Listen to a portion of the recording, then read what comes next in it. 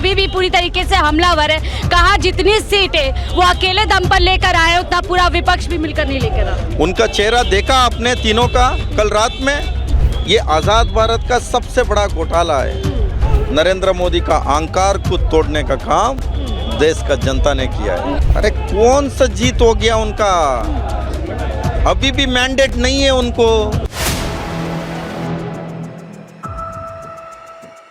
नमस्कार, 4 PM दिल्ली देख रहे हैं और मैं हूं आपके साथ शाहीन खान। और इस समय मैं यहां मौजूद हूं खड़गे जी के निवास के बाहर, जहां पर लगातार आप देख सकते हैं तमाम कार्यकर्ता यहां पर पहुंचे और एक सिरे से एक ही यहां पर जो है आवाज़ लगाई जा रही है राहुल गांधी, यानी कि लोगों की मांग है कि अब जब विपक्षी दल लगा जो गठबंधन है कहीं ना कहीं राहुल गांधी को PM बनाने की लगातार यहाँ पर चल रही है। और जिस तरीके का काम राहुल गांधी का इस समय चुनाव में रहा उसको लेकर के यहाँ पे देख सकते हैं आप श्रीनिवास जी हमारे साथ में। श्रीनिवास जी, सीधा क्या कहेंगे? देखिए किसी को भी मेजॉरिटी नहीं मिली है, किसी को भी मैंडेट नहीं मिल रहा। अब क्या लग रहा है, उधर तगड़म चल रही है सरकार बनाने की, मीटिंग चल रही है।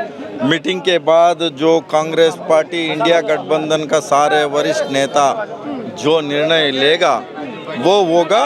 बट देश का जनता ने बीजेपी का जो अहंकार है, नरेंद्र मोदी का अहंकार को तोड़ने का काम देश का जनता ने किया है। अहंकार तोड़ दिया, लेकिन एनडीए वहां पर सरकार बनाने के लिए जो है पूरी तरीके से तैयार है। आज ही बोल रहे हैं कि दावा पेश करेंगे। देखिए वो लोग बोल रहा है, कुछ भी बोल रहा है, मीटिंग के बाद असलियत बाहर आ जाएगा। आपको भी पता चलेगा इस देश को बचाने का, संविधान को बचाने का और डेमोक्रेसी को बचाना है हमारा मकसद। जो किस तरीके से उन लोग ने लापरवाही, मनमानी, जो काउंटिंग में जो बैलेट, जो पोस्टल बैलेट को लेके इन लोग ने किया है, उसमें भी इन लोग ने कम से कम लगभग काफ़ी सीटों में हराने का काम किया है। उसका रिजेक्ट कैसे होता है बताइए मेरे को। जो पढ़े लिखे लोग पोस्टल बैलेट में वोट डाला है, जय तो कई बार काम कर रहा है गवर्नमेंट जॉब, और नहीं तो जो इलेक्शन के काम पे दूसरे स्टेट में जाके काम कर रहा है, जो ARO, DRO, रिटर्निंग ऑफिसर्स पढ़े लिखे लोग हैं, वो लोगों का वोट कैसे रिजेक्ट होता है मेरे को ये बताना चाहिए इन लोग ने। यानी अभी भी धांधलीबाजी होती है, लेकिन 100% 40 सीट बहुत होता है। 40 सीट होता तो ये लोग 200 के अंदर लिपट जाते हैं। बिल्कुल निपट जाते हैं। एक सवाल और लूंगी, लेकिन PM मोदी अभी भी पूरी तरीके से हमलावर है। कहा जितनी सीटें वो अकेले दम पर लेकर आए उतना पूरा विपक्ष भी मिलकर नहीं लेकर आए। उनका चेहरा देखा आपने तीनों का कल रात में? उनका चेहरा देखा नहीं देखा? उनका आप चेहरा देखते थे।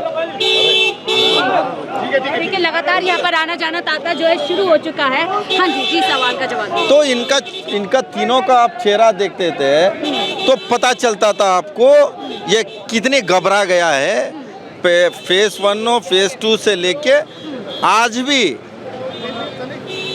उनको कहीं ना कहीं अंदर से डर है। अयोध्या पे क्या कहेंगे? जबरदस्त अयोध्या से हार मिली है जिस राम मंदिर के नाम पर। सारा राजनीति धर्म के नाम पे और जाति के नाम पे किया और भगवान के नाम पे किया। इन लोग ने क्या किया?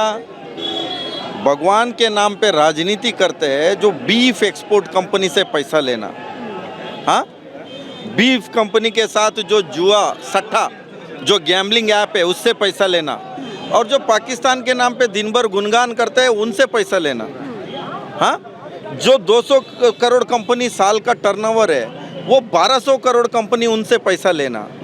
तो इनका ईडी और क्या कर रहे हैं, कहाँ से आया पैसे? ये आज़ाद भारत का सबसे बड़ा घोटाला है। तो लोग भी हर चीज़ को देखा है ना।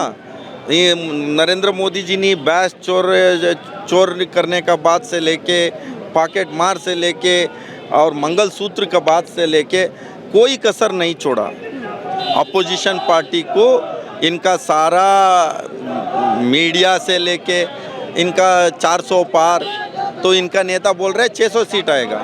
तो है ही 43 सीट है, 600 सीट कहाँ से पाकिस्तान से लाएगा? PM मोदी कह रहे हैं कि जीत हमने हासिल की है और उछल वो लोग रहे हैं। अरे कौन सा जीत हो गया उनका, अभी भी मैंडेट नहीं है उनको, सबको मैंडेट नहीं है। तो कहाँ से कैसे इन लोगों का मिशनरी, इनका इंस्टीट्यूशन चुनाव के चलने के बीच में तमाम ऐसे 200 कैंडिडेट को ED रेड किया है नॉमिनेशन के बाद भी, तो फिर भी इस कंडीशन में परिस्थिति में जीत के आया। ये थोड़ी कम बात है। हाँ, तो मीन्स ये इनका क्या है, तो ये चाहता है इस देश को तो श्रीनिवासन पीछे जी, 25 साल पीछे लेके तो चले गए इन लोग। श्रीनिवासन जी, लगातार पीएम मोदी का हमने एम फैक्टर देखा कि किस तरीके से उनका मछली मास से शुरू होते मंगलसूत्र मुजरा तक पहुंचा, लेकिन अब क्या लग रहा है उसी एम फैक्टर के चलते आज एन फैक्टर में फंस चुके हैं नीतीश और वहाँ पे नायडू के बीच में। 100% इन लोग ने अभी देखिए, तो इसीलिए इनको समझना चाहिए, तो जो भी सत्ता पे है करके कुछ भी डिसीजन करना, किसी के ऊपर केसेस लगाना, ये थोड़ी इनको समझना चाहिए।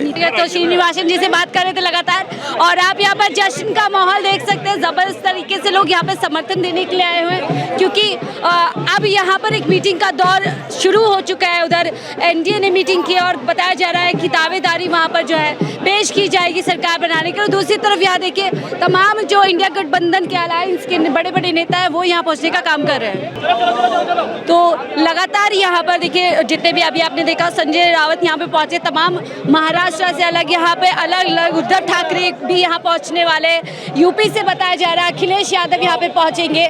लेकिन आपको बता दें कि ममता बनर्जी जिन्होंने एक भारी शिकस्त जो है वेस्ट बंगाल में दर्ज की है, वो यहाँ नहीं पहुंचे, इनके भतीजे पहुंच रहे हैं, और जितने भी अलायंस के नेता वो यहाँ पर पहुंचे, क्योंकि एक मीटिंग है, उसके बाद पूरी तरीके से तय कर दिया जाएगा कि अगला जो एक्शंस क्या इंडिया गठबंधन का रहने वाला है। लेकिन यकीनन जिस तरीके के परिणाम सामने आए हैं उससे लग रहा है कि जो जीत जिन्होंने हासिल की है उनसे ज़्यादा खुशी इन लोगों के खेमे में आपको ज़्यादा देखने की मिलेगी। और देख सकते हैं अभी अखिलेश यादव जी यहाँ पर पहुंचे हैं सीधा उत्तर प्रदेश से। देखिए बहुत बड़ी जीत अखिलेश यादव ने अपने दम पर जो है दर्ज कराई है।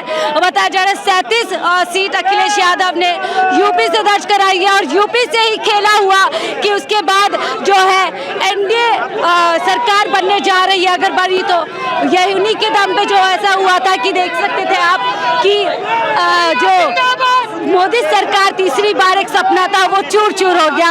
और लोगों का क्रेज देख सकते हैं, लोगों की दीवानगी देख सकते हैं अपने नेता के लिए, क्योंकि इसके बाद अखिलेश यादव की भूमिका बहुत अहम हो जाती है। दो लड़के की जोड़ी जिसके बारे में पीएम मोदी लगातार तंज करते रहते थे, वही लड़के की जोड़ी में से एक लड़के की जोड़ी यहाँ पे पहुंचे, यानी अखिलेश यादव पहुंचे हैं। और इन लड़कों की जोड़ी से कह सकते हैं कि कहीं ना कहीं तीसरी बार पीएम मोदी का जो विजयी रथ था, जो वो अपने बलबूते पे सरकार बनाया करते थे, तीसरी बार भी दावा कर रहे थे कि 370 के साथ सरकार में वापसी करेंगे, वो इन्हीं लड़कों की जोड़ी ने उसको पूरी तरीके से तहस नहस कर दिया।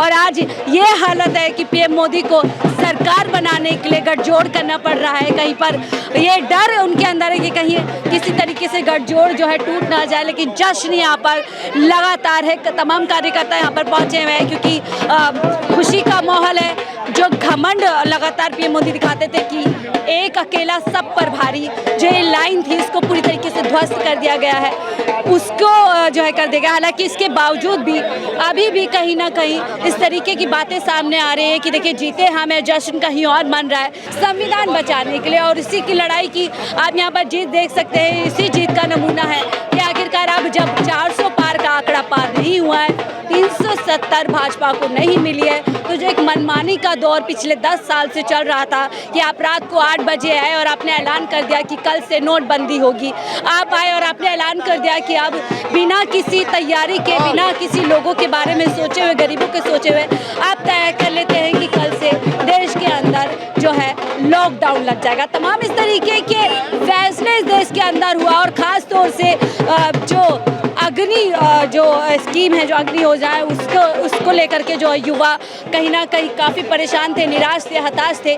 और उन्हीं सब चीज़ों का आप कह सकते हैं कि ये असर देखने को आपको मिल रहा है कि अब कहीं ना कहीं जो मोदी सरकार है वो अब एनडीए की सरकार बनती हुई नज़र आ रही है। और काफ़ी पैच अभी भी फंसा हुआ है कि यदि नीतीश बाबू या नायडू बाबू अपना समर्थन ले लेते हैं तो कितनी मुश्किलें जो है मोदी सरकार के लिए खड़ी हो सकती है। फिलहाल मुझे दीजिए इजाज़त, आप देख रहे थे 4 PM दिल्ली।